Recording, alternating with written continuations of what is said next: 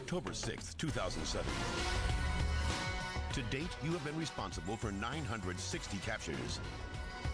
This is America's Most Wanted. With host John Walsh. From across the country, our team of correspondents. Now, from Richmond, Virginia, join the manhunt with John Walsh. Good evening and welcome to Richmond, the state capital of Virginia. A little while ago, a manhunt we were watching passed by not too far from here. And thanks to some great tips, cops picked up the trail of their suspect and followed it a long, long way.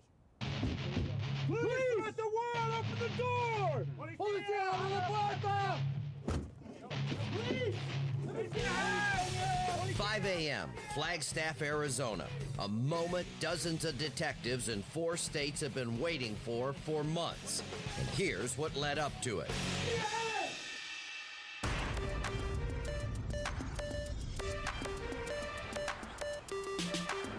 Right now, we've developed off an interview that we just did that the suspect that we're after is at a bus terminal in Manhattan on the New York side. We're en route over there now. Just a week after AMW aired the case of accused murderer Juan Carlos Ramirez, investigators were hot on his trail in New York City. Ramirez was wanted for viciously stabbing to death his ex-girlfriend, April Caldwell, in Greensboro, North Carolina. Cops say he then tormented her family with repeated, sometimes daily, phone calls after the murder. Oh my God.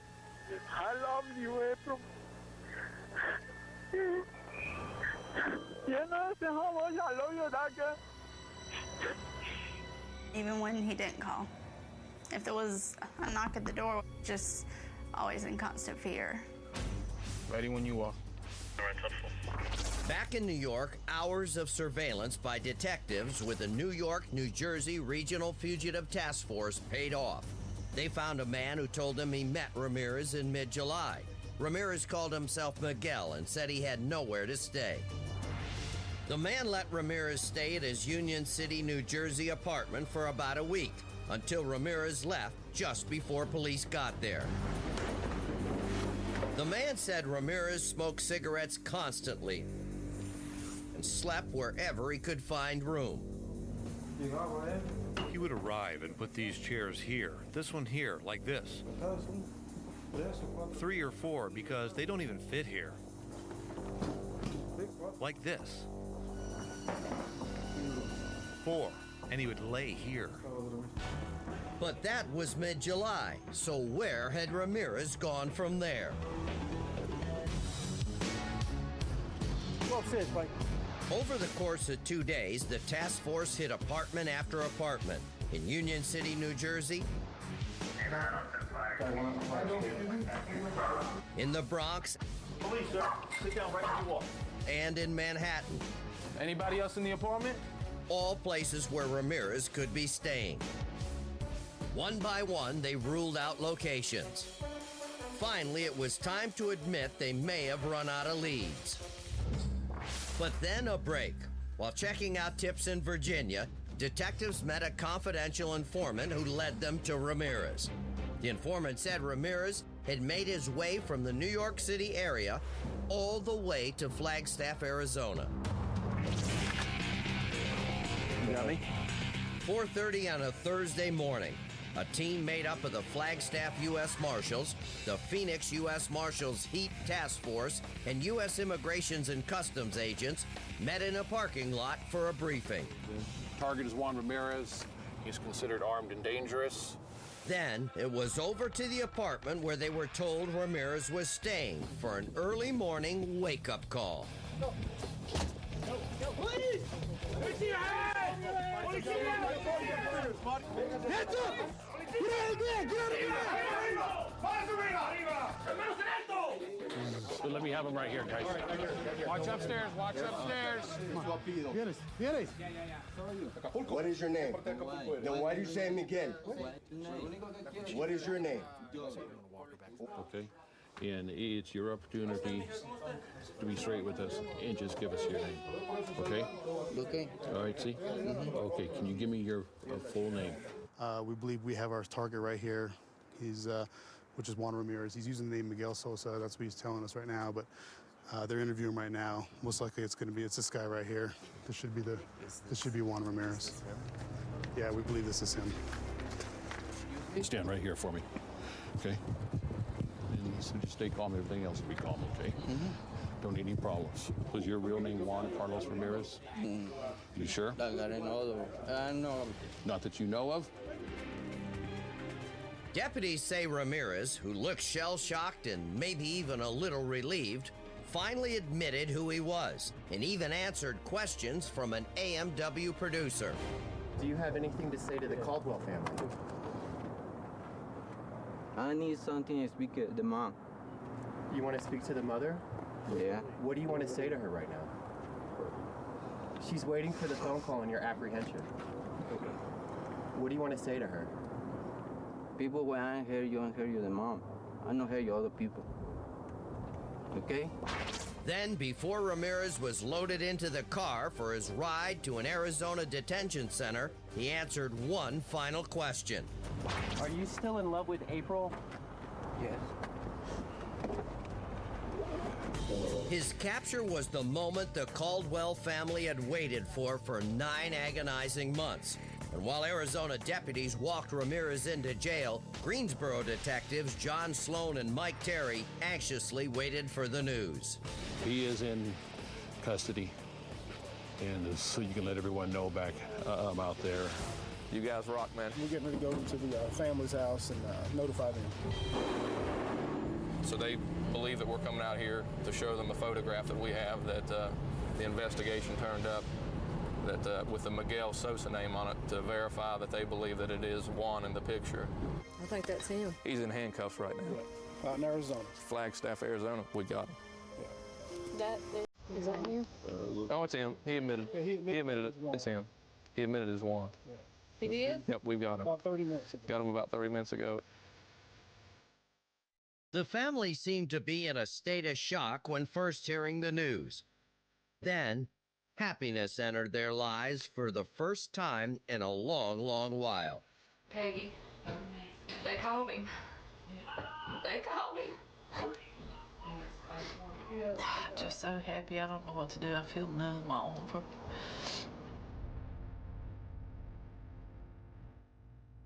Cops say Ramirez signed a full confession. Now the only calls he'll be making will be from jail.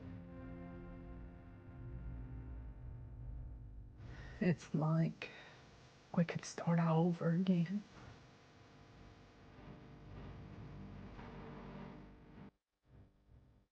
Ramirez took off on a wild cross-country run after the cowardly murder. From North Carolina down to Mexico, back up here to Virginia, and on and on. To follow his whole crazy getaway, check it out on AMW.com. Now to the story that shocked the nation. Ed Miller has an exclusive interview with a man who says he found a horrific child porn tape out in the desert, a tape that's landed him in jail. And we're on the hunt for the real piece of filth who made that disgusting video and brutalized that innocent child. Check. America's Most Wanted is naming this man our new public enemy #1. 37-year-old Chester Arthur Stiles, wanted on several charges for having sex with children. Most recently, the brutal rape of this 3-year-old girl in Las Vegas. Even more disgusting, cops say he proudly videotaped himself assaulting and molesting the child. The first time I watched the video, all I can say is I was sick to my stomach. It keeps you awake at night. It's absolutely horrible. Cops and the FBI have been trying to unravel this whole sick tale for the past several weeks, and we've been inside the investigation from the very beginning. This man, Darren Tuck, claims to have found the tape and eventually turned it over to the police several months after finding it. And he spoke only to America's Most Wanted. I'm not a child molester. All I am is a founder of a tape and, you know, turned it over to the authorities, and now I'm getting railroaded for it. Darren Tuck failed a lie detector test and is now being charged with possessing child pornography. He still maintains that he found the tape here in the desert about an hour outside of Las Vegas. He says it was under a piece of wood and wrapped in a plastic bag. But cops just don't buy it. They still think that Tuck is somehow indirectly related and knows a whole lot more than what he is saying. If you are indeed somebody that just comes across a horrible videotape and feels for this little girl, you would immediately contact authorities and do whatever you could to provide for that child to be brought to safety. Do you know her at all? Do you recognize her? Do you know Mr. Stiles? I've never seen Mr. Stiles in my life. The first time I seen it was the still frames that the cops showed me. Shortly after our interview, Tuck got scared and took off. He became a fugitive, but then turned himself in. By thoroughly analyzing the tape, cops were able to figure out the rape occurred 4 years ago. The leopard nightgown the little girl is wearing was manufactured in a North Carolina factory in the spring of 2003. That's how cops were able to create a timeline. Also from the tape, the molester calls the child by name. That's how cops knew he knew his victim. Once cops decided to reveal the child's name, tips led them to the young victim and her mother. Cops say the child is now 7 years old and may have blocked out all memory of the horrible assault.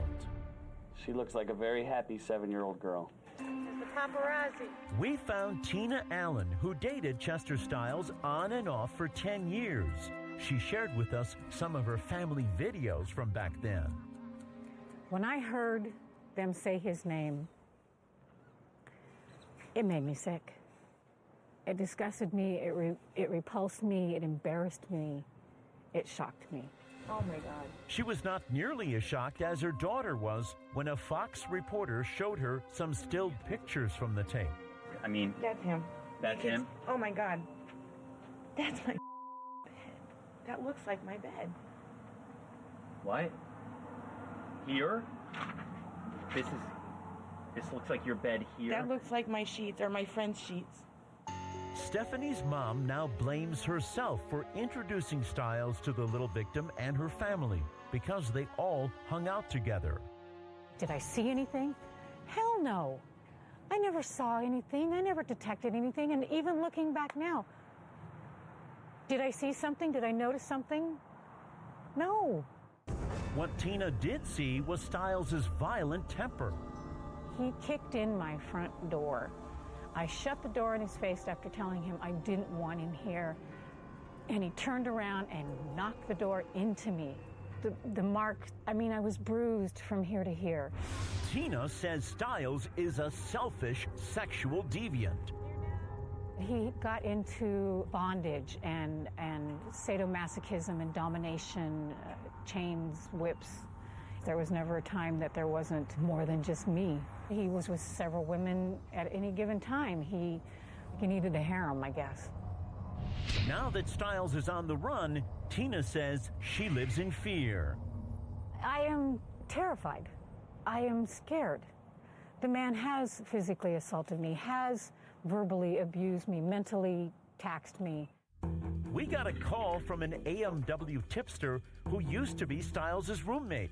He told us what he knows about Stiles. He's going to run until he's cornered, and I can almost guarantee that if he's got a gun, and he had guns when he lived with me, that he will use them. But that's the only time I ever experienced Chet as brave was when he had his gun with him. In addition to Nevada, Chester Arthur Stiles has connections in Texas, Arizona, and Southern California. Cops need your help to find him, so here are some clues. Stiles' hair is probably much longer than in his picture, and he's more than likely shaved off his mustache.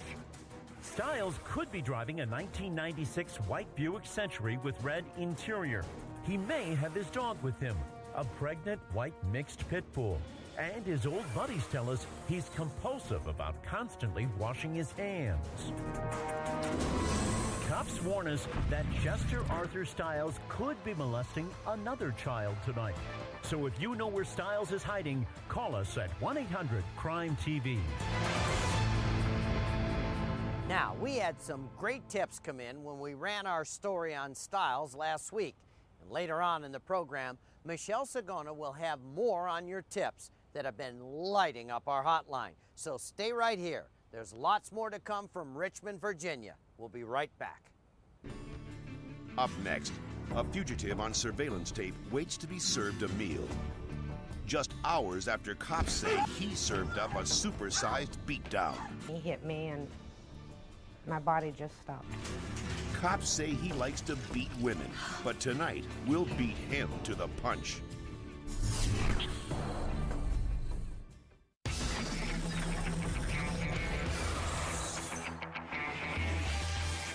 Here's what's breaking on the Crime Wire this week.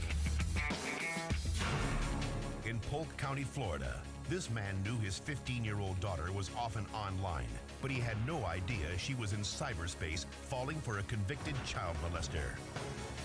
God, I don't know how it happened, but it did. People, y'all got to watch your children. Last Sunday, she thought she was meeting her 24-year-old Romeo, but he turned out to be 46-year-old William Mitchell. Mitchell isn't only a registered sex offender. He has a criminal history, including armed robbery, aggravated battery, and bomb threats. Police issued an Amber Alert. Luckily, on Tuesday, this dad found out his daughter was safe. They had gone into the Walmart in Defuniak Springs. He left her in the clothing department. He said he was going to look around in the CD department for a few minutes. About 5 minutes later, she went to the CD department. But William Mitchell was already on the run. And whatever you do, don't exhale. This is video of Tu-En Lee, also known as Boston's bad breath rapist. He's giving a DNA sample to police in Quincy, Massachusetts, because he was a suspect in a rape case. How did the victim know it was him? His unusually foul breath. In Philadelphia, as 3 armored truck guards emptied an ATM machine, this man ambushed them. 2 of the guards, both retired Philadelphia cops, were killed. The third was wounded. Police and the FBI launched a massive manhunt. This surveillance tape holds the key to the killings.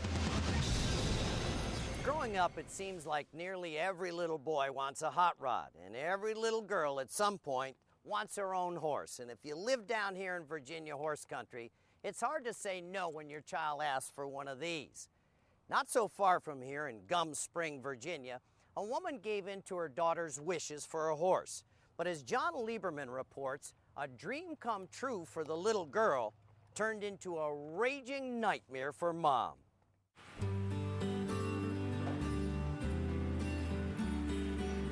30-year-old Missy Riley grew up riding horses. It was a lifestyle she wanted to share with her 9-year-old daughter, Mercedes. Got a lot of homework. Why you drive? I got a surprise for you. What is it? Get in. Mercedes drives down the road and she'll have you stop so she can take a picture of somebody's horse. I mean, she has a photo album of strangers' horses. Everything is a horse. Horse blankets, horse clothes, horse everything for her. Horse shower curtain. And finally, after months of searching, Missy found the perfect horse to give Mercedes. What are you gonna call her? Jetta. Having a horse and responsibilities of cleaning the barn and taking care of the horse will keep her out of trouble in a sense. I think it did me. But Jetta brought a kind of trouble Missy never dreamed of. Trouble in the form of her 46-year-old neighbor, Chubby Martin. Chubby had a reputation around the county as a good old country boy who loved dogs and horses. By coincidence, Chubby had been Jetta's previous owner and hadn't wanted to sell her in the first place. The Humane Society stepped in and he had to get rid of the horse quick. So he lost the horse cheap. Soon, Chubby had the means to buy the horse back. He left Missy a message. You're the one who actually ended up buying my horse. Well, I have the money now to buy her back, and I was wondering if you were interested in selling her. I'm going to call you again later. Hopefully I can catch you in. And when Missy didn't respond, he showed up at her doorstep unannounced. I thought it was a little, I don't know, rude. If I didn't answer the phone call and I didn't return your call, you wait. You don't just show up at somebody's house. But I didn't answer the door. But Chubby wasn't going to let the day go by without getting an answer. Hey, I'm Chubby. I'm the one that called you about the horse. How'd you know I'd be here? Oh, I knew you'd be here. You're here every day. I can see you from my house right over there. I'm your neighbor. Look, I'm sorry. My daughter really loves the horse. It's not for sale. Yeah, I know. I really love that horse, too. Shame I won't be able to buy it back. But, you know, you're the most beautifulest girl I ever seen. The most beautifulest. I don't know, it didn't sound right to me the way he said it. I just looked at him like he was weird, really, I did. I wasn't trying to make a friend out of him, and I really wasn't trying to get a boyfriend. I'm sorry. I gotta get my daughter. You go ahead and pick up little Mercedes now. But I'll be calling you real soon so we can talk about it, all right? I'm going to be calling you real soon now. Over the next few weeks, Missy says Chubby called her incessantly, asking her to go out with him and demanding to know why she wasn't interested. I only want us to go out to have a drink so we can talk about the horse. Look, I told you. I'm sorry, but I just don't want to go out with you. Why? Because I just got out of a relationship. I'm not looking for another one.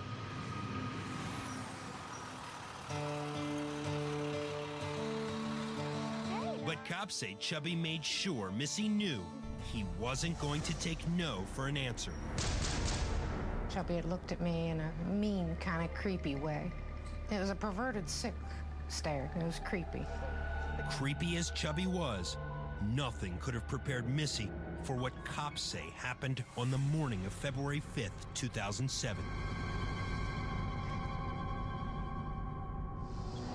Thank you. Have a nice day. Mom? Mom!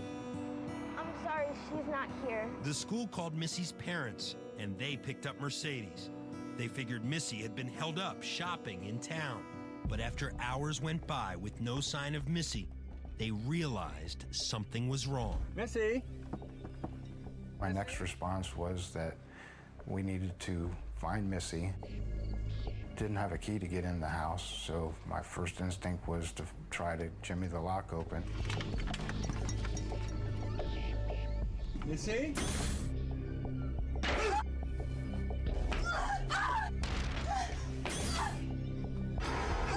I saw that the thermostat had been knocked off of the wall. That's when I noticed that there was blood on the wall. My mind definitely jumped to the worst possible conclusion. Seeing what was in the bathroom was very disturbing. I went back into the master bedroom. Missy? And I saw a wet spot on the sheets, and it was kind of bloody.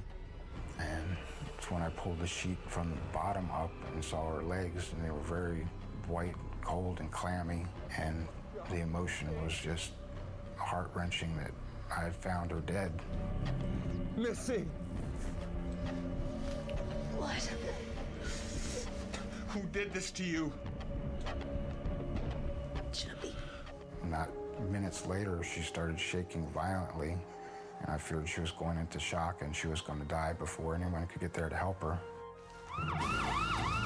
Paramedics rushed Missy to an area trauma center. The prognosis looked grim, but thanks to 56 metal staples in her head, Missy survived. She told cops what she could remember about Chubby, but by then, he'd taken off. Chubby was long gone, but not forgotten. Whether he's caught, whether he's in prison, whether he's dead, it's never going to be over for me. Remember, Chubby's real name is Irvin Martin, and despite his nickname, cops describe his build as solid. He's probably picking up odd jobs as a day laborer, and he could own dogs or horses. Cops say he was last seen asking truck drivers for a ride to New York, but he could be anywhere tonight. Let me tell you, Chubby's a creep and he's dangerous. And unless he's caught, I guarantee he's gonna beat up more women. How can I be so sure? Because cops say he's done this same thing over and over again. He batters women, then he takes off. In fact, the very day police say he nearly killed Missy, he was scheduled to appear in court for assaulting another woman. So if you know where this rough, tough guy Chubby is, the big man who cops say takes on any woman he meets, then have the guts to pick up that phone and call 1-800-CRIME-TV, and we'll take it from there. Now, don't gallop off. We're coming right back.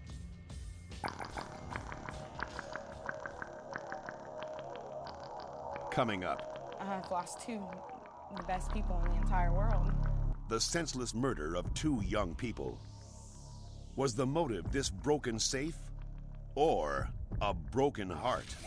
Did you have anything to do with Chelsea's murder or Matt's murder?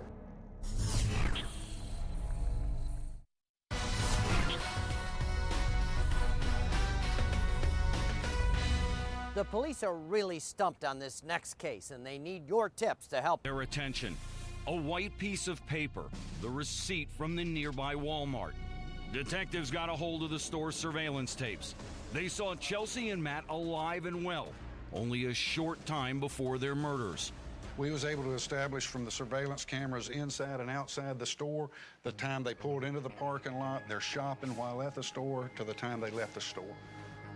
Detectives were hoping they'd see the killer somewhere on the tapes. This is the surveillance camera just inside the front door of the store, and you can see they're coming in. They're pretty casual. And it doesn't look like anybody's following them in through that door either. No, sir. They was in there approximately 20 minutes. This is right at around midnight. This is Matthew. This is Chelsea. Chelsea's paying for the merchandise. As you can see, they're leaving now.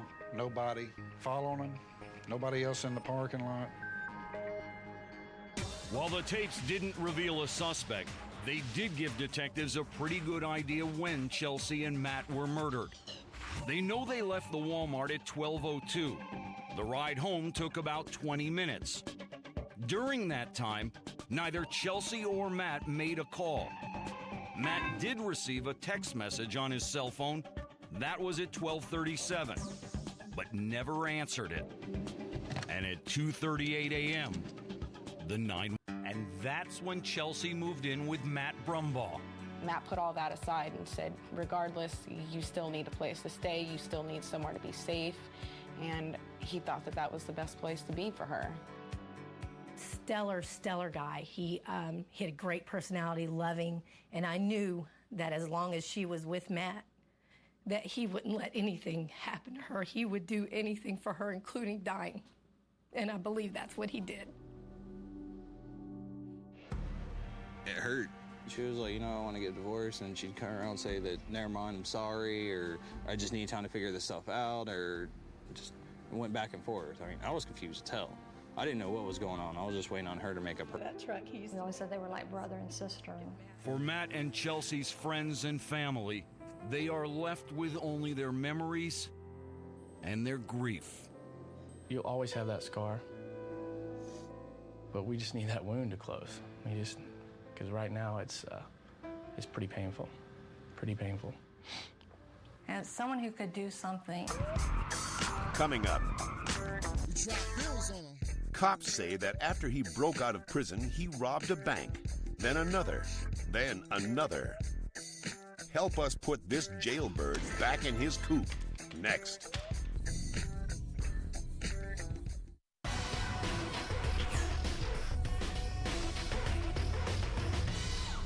Now, let's head over to our crime center, where Michelle Sagona has the latest update on your tips. There was a big break on the hotline on a case that we aired on Saturday night. Police were on the hunt for 2 convicted murderers, Daniel Gallegos and Juan Diaz Arevalo, who escaped from a jail in Manila, Utah. They took off from the exercise yard in broad daylight. And our hotline lit up with your tips. You believe it was the tag number? Can you please describe what he looked like, please? And when did you see him? Was it today? Less than an hour after our broadcast, cops in Utah were right on the heels of these killers. and the scene got ugly. Cops say the duo had broken into this home, occupied by a retired 79-year-old police officer. They bound his arms, legs, and stole his SUV. Inside the SUV was the victim's arsenal. When cops caught up to the truck, the driver emerged with a handgun. The passenger emerged with a rifle. When they were ordered to stop by officers, the man with the rifle turned and was shot. Cops say Gallegos was shot in the stomach and was airlifted to the hospital. Police caught up to Diaz Arevalo a brief time later, and he surrendered. A ton of leads poured in on this guy, Anthony Archer, and many of you called in leads from across the United States with other banks that he may have robbed. When we last aired his story, we showed you Archip's dangerous escape from prison in June. Cops say this brazen bandit hit banks in Kentucky, West Virginia, North Carolina, and Michigan. Investigators think Archip may be connected to even more stick-ups, and so did you. Okay, on a scale of 1 to 10, with 10 being the highest, how sure are you that this could be the guy? Can you tell me a little bit about when you first saw him? We have people right now on the street that are doing follow-ups from some of the calls that have come in. Out of what states? The region where he's from, Kentucky, West Virginia, Virginia, Tennessee area. Now, cops have confirmed this is Archip on brand new surveillance, robbing a bank in Calhoun, Georgia on September 27th. You can see Archip climbing over the counter, grabbing money, and looking up at the camera before making his great escape. One witness says Archip was last seen driving a dark SUV. We've also learned of new details on this dangerous escapee. He's told people that he has a rare case of cancer where he needs to go to tanning salons. Don't forget about his multiple tattoos, including a dream catcher on his back. His upper arms are covered in ink, and he has even more images on his chest and stomach. That's a Hotline wrap for this week, but keep checking AMW.com because we'll keep updating you on all of these important cases. Coming up, he was a good man. He would give his last dime to help someone. But a little punk gunned him down. John Walsh visits the scene of the crime and comforts a family in pain.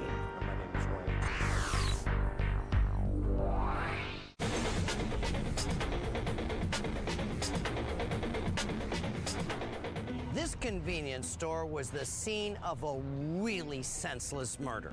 The victim, one of Richmond, Virginia's most beloved citizens.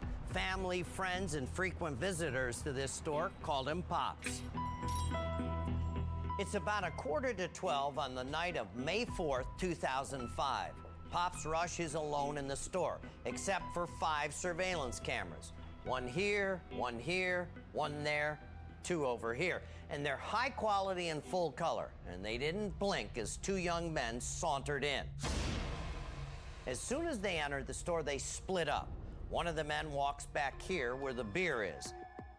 From surveillance footage, cops can estimate a suspect's height. How do they do it? Well, they compare the suspect to his surroundings, and in this instance, this beer case. It appears he's pretty tall, between 6'4" and 6'7". Meanwhile, 2 security cameras give us a bird's eye view of the second man. Again, the tape allows us to measure him against objects around him. And that tells cops that this guy's pretty short, about 5'3". And look closely. Richmond police say he's wearing a Pittsburgh Pirates fitted cap like this one. Now, watch as this little tough guy walks up to the counter and pulls his pistol. Pops Rush has worked behind cash registers for years, and he's always vowed that in the case of a stick-up, he's not going to be a hero. His strategy is to cooperate and give the robbers whatever they want. Then he spreads his arms wide, like he's telling the robbers that's all there is. Meanwhile, the second suspect, beer in hand, moves to the front door and keeps lookout. Suddenly, for absolutely no reason whatsoever, the gunman blasts Pops point blank in the upper chest with a single shot. As Pops falls, the killer and his beer buddy run out. These still photos were captured as the killers took the back way and fled. Meanwhile, Robert Pops Rush reaches up to push a silent alarm, then collapses to the floor, left to die alone behind the register. Right now, I want you to meet some of the people who love Pops the most, some of his family members. I'm Pop's aunt, and we're just so thankful that so many people still have Robert in their prayers. Hopefully after today, we will get some closure. Absolutely. Our viewers always come through. I'm James Rush. I'm his uncle. You're his uncle? Yes. Okay. And this, Grace Rush. I'm his mother. this is Mom, and I'm so sorry for your loss. I'm Livingston Rush's oldest brother. He's my soulmate.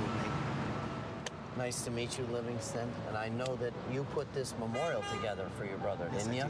And tell me a little bit about Pops. Well, I know that tree is a symbol of life, so I decided to take this tree and make a living memorial to my brother by adorning it with pictures of him. What a great way to honor your brother. Thank you. My name is Wayne Rush. Pops was my brother. Lots of people love this man, didn't they? And you are I'm his Pops' daughter, Angela. Am I right? Yes. Tell me about your dad. He was a wonderful man. His love was unconditional to everybody. He would give his last dime to help someone, and he didn't even have to know them. I'm so sorry for your loss. Thank you. It's so wonderful that you'd have the strength to be here, because we got to get justice and make these guys pay for what they did to your dad. I hope so.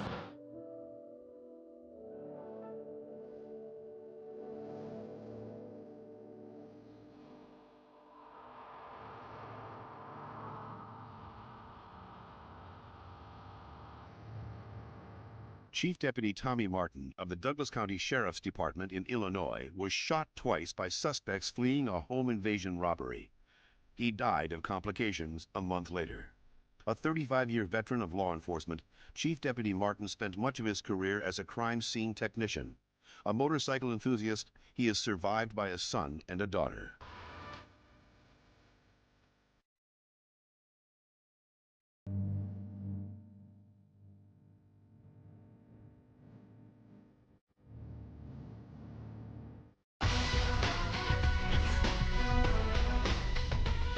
Now, let's give some of tonight's cases another good look. Chester Stiles is wanted for raping a 3-year-old girl and videotaping the horrific assault. The sheriff of Goochland County, Virginia, says that Irvin Chubby Martin beat a woman nearly to death. The U.S. Marshals say that Anthony Ray Artrip broke out of a Kentucky prison back in June. And in Richmond, Virginia, cops are looking for these two men, caught on surveillance video for the murder of a convenience store clerk and for armed robbery. The baseball playoffs are right here on Fox, and we'll be back November 3rd. In the meantime, be sure you keep up with breaking news by logging on to our website, AMW.com. I'm John Walsh. Thanks a lot for watching tonight. And remember, you can make a difference.